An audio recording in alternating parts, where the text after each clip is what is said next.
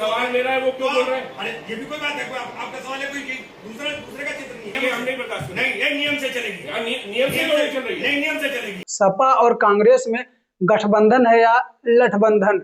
रोज रोज सपा और कांग्रेस के नेताओं में खटर पटर हो रहा है। इस खटर पटर से क्या भारतीय जनता पार्टी को होगा फायदा? दरअसल सहारनपुर में दिशा बैठक में कांग्रेस सांसद इमरान मसूद और समाजवादी पार्टी के विधायक आसू मलिक आपस में भिड़ गए और इन दोनों नेताओं के भिड़ंत में तीखी नोकझोंक भी देखने को मिली। जबकि उत्तर प्रदेश 2027 का विधानसभा चुनाव सर पर है और अखिलेश यादव भी कह चुके हैं कि आप सभी लोग तैयारी में जुट जाइए, बहुत कम दिन बचे हैं, अब चुनाव शुरू हो गया है एकदम। और ऐसे समय में समाजवादी पार्टी और कांग्रेस के नेता का आपस में भिड़ना क्या कहलाता है? जबकि इससे पहले कांग्रेस के कई नेता ऐसा बयान दे चुके हैं कि कम से कम 50% सीट पर कांग्रेस लड़ेगी या 200 सीटों पर ही समझौता होगा।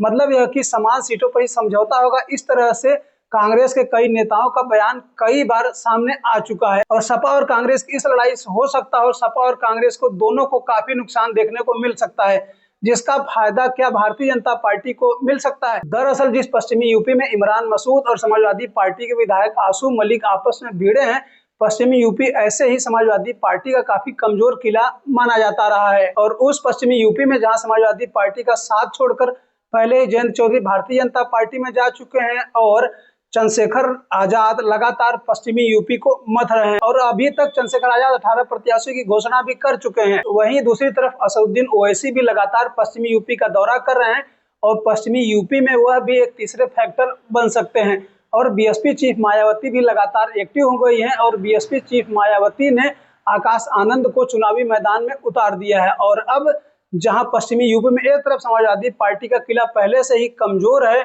और चंद्रशेखर आजाद मजबूती से लड़ रहे हैं और असदुद्दीन ओवैसी भी मैदान में कूद चुके हैं और बीएसपी भी चुनावी मैदान में उतर गई है। क्या पश्चिमी यूपी में भाजपा बनाम सपा नहीं बल्कि त्रिकोणीय मुकाबला या चतुष्कोणीय मुकाबला देखने को मिल सकता है? जबकि इमरान मसूद और आसू मलिक दोनों ही पश्चिमी यूपी के बड़े नेता माने जाते हैं, जहां इमरान मसूद एक फायर ब्रांड नेता है और आसू मलिक भी समाजवादी पार्टी के राष्ट्रीय अध्यक्ष अखिलेश यादव के खासम खास बताए जाते हैं। अगर राहुल गांधी और अखिलेश यादव दोनों एकजुट नहीं होते हैं तो क्या इन दोनों का हाल बिहार में तेजस्वी यादव और पश्चिम बंगाल में ममता बनर्जी जैसा हो सकता है? तो पश्चिमी यूपी की इस हलचल को कैसे संभालेंगे राहुल गांधी और अखिलेश यादव? आप सभी लोग क्या सोचते हैं कि आसू मलिक और इमरान मसूद की इन दोनों की लड़ाई का कितना नुकसान समाजवादी पार्टी और कांग्रेस को हो सकता है और इसका फायदा कितना भारतीय जनता पार्टी को मिल सकता है? कमेंट करके जरूर बताएं।